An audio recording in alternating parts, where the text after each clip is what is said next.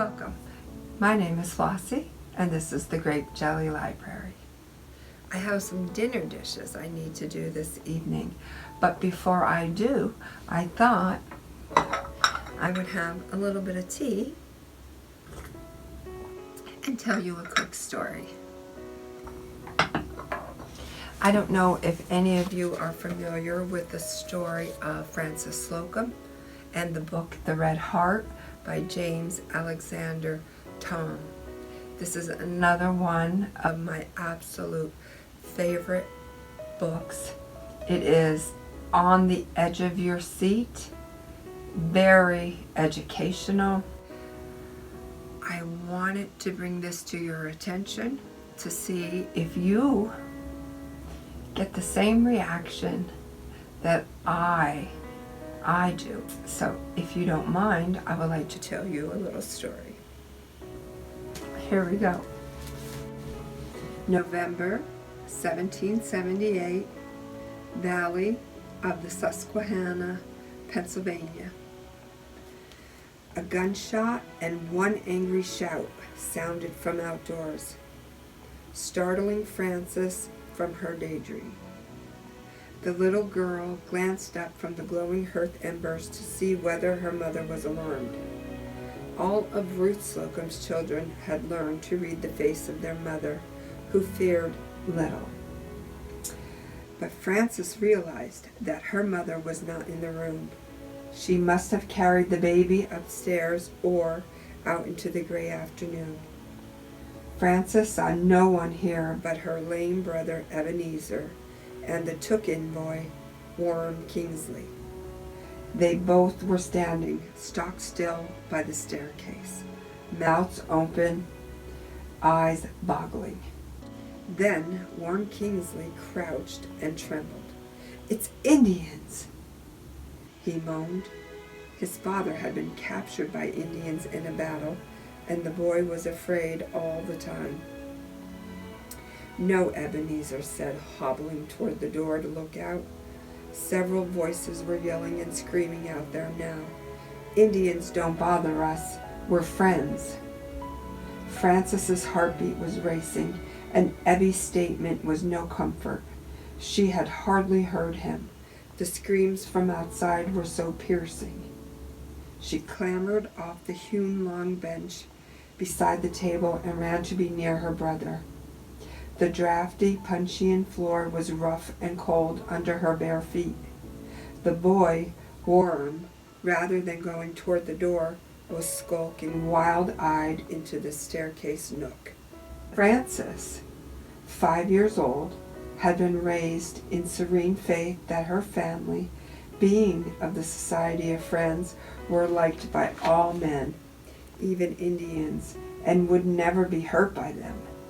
But such faith was shaken by the sounds of terror beyond the door, and she was desperate for her mother.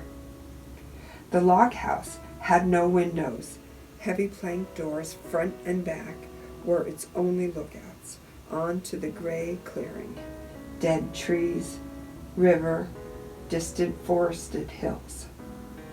Ebenezer thumbed up the wooden latch, Franny just behind him. Outside the front door was a sight so ghastly it stopped the breath in her throat. Warren's older brother Nathan, in his soldier suit, was lying face down on the door path beside the grinding wheel. Warren's older brother Nathan, in his soldier suit, was lying face down on the door path beside the grinding wheel. He was all reddened with blood. An Indian man was hunched over him, slicing off the top of his head with a butcher knife. Ruth Slocum had actually smiled at the 3 Delawares when they first trotted into the clearing, because Indians had always come as peaceful visitors. Now, mere moments later, she was running from them, carrying her infant son Jonathan clutched to her side. She dodged stumps and tried to get away, but also hoped to draw the warrior's attention away from her children. One of her first impulses was to flee around the cabin and up to the woodlot where her husband and her father were cutting firewood. But they were unarmed, and she must not lead the warriors to them. So instead she raced down the long slope toward the river, where there were thickets and piles of brush to hide in. After the 3 warriors had come straight out of the woods, she remembered one had paused to raise his musket and shoot Nathan Kingsley. The youth had lurched and fallen beside the grindstone.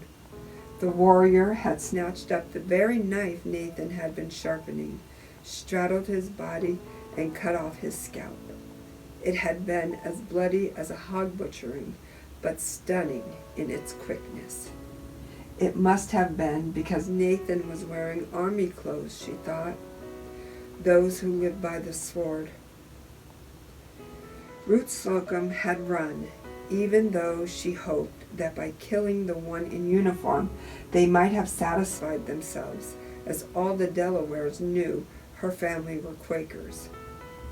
But she saw now, off to her left, 2 of the warriors pursuing her 9-year-old daughter Mary, who was shrieking and running toward the woods in the direction of the distant fort, dragging behind her little Joseph, the 3-year-old.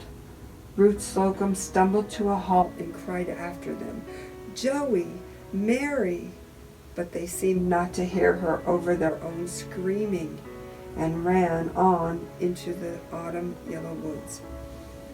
In the corner of her eye, Ruth saw her one married daughter, Judith, running crouched toward another part of the riverside thickets, carrying her baby brother Isaac.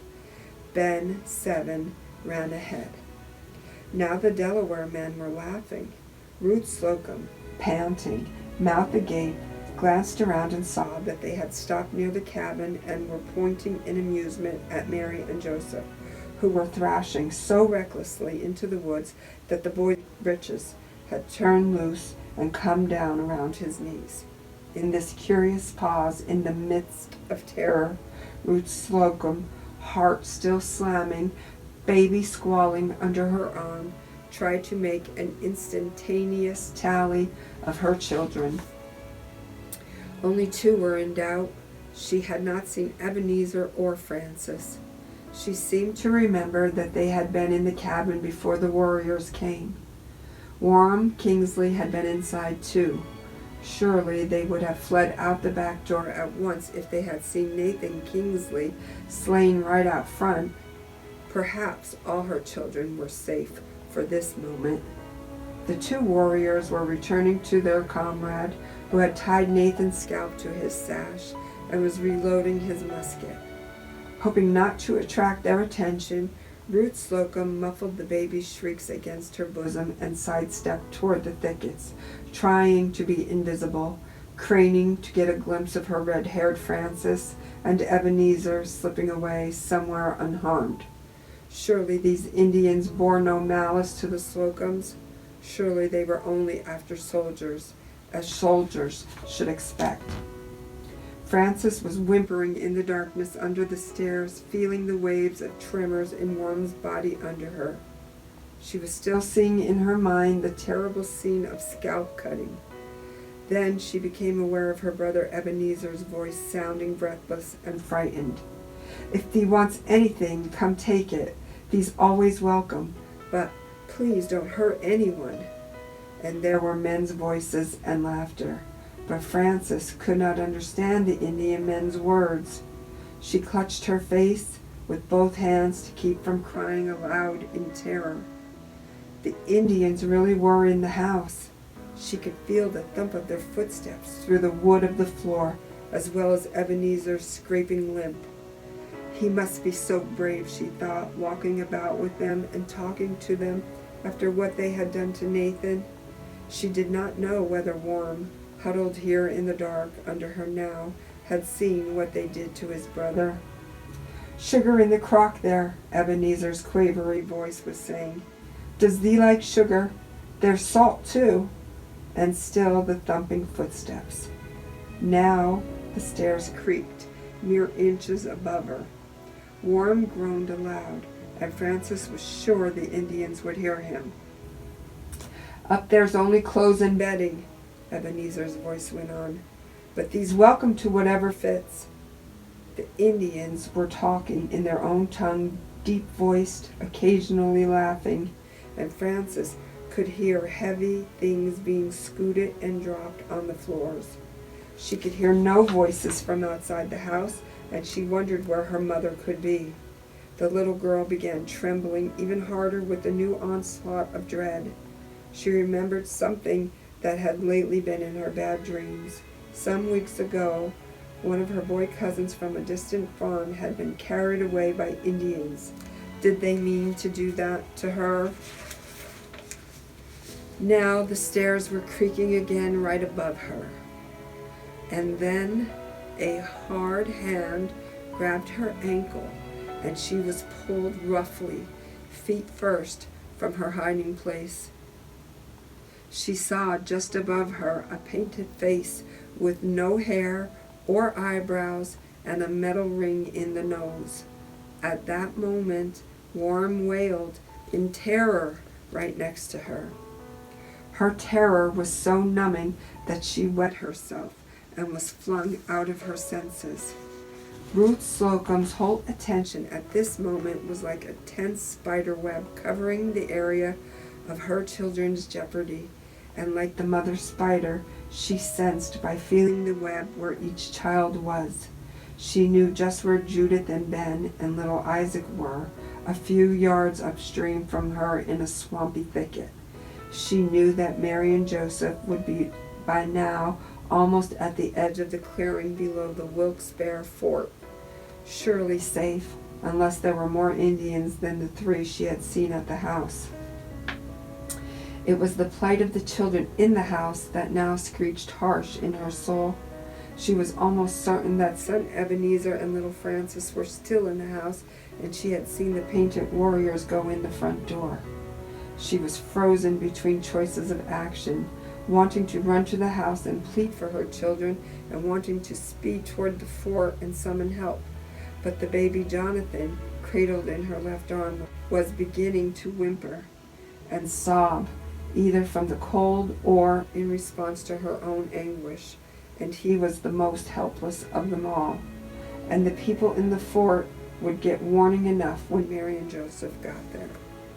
So Ruth Slocum remained fixed, hiding in the underbrush, and she prayed with all her concentration, silently, staring at the log house in the clearing as if to penetrate its walls. O light of God that liveth in every heart, she prayed, do guide those red men to be merciful. Do calm the hearts of my little ones until this bad moment passes. She heard a rustling in the falling leaves off to her left, and turned to see Judith, Ben, and Isaac approaching through the brush. Crouched, pale with fear. "Mama," the girl began in a strange murmur. "Judy, take the baby and hide thyself down. I simply must do something." She glanced toward the house again as she handed the baby to her daughter, and what she saw up there made her gasp. Dim against the background of the dark wooded mountains were several moving figures just emerging from the cabin door, the 3 Delaware warriors, each pulling after him a child. The red men were burdened with their weapons and by bundles of things from the house, and the children's resistance made them awkward. Ebenezer limped and hung back. Little Worm Kingsley was so rigid with terror that the warrior almost had to carry him. Only Frances's voice could be heard, dragged along by one arm. She was whining a sing-song, "Mama, Mama." Ruth Slocum discarded all caution.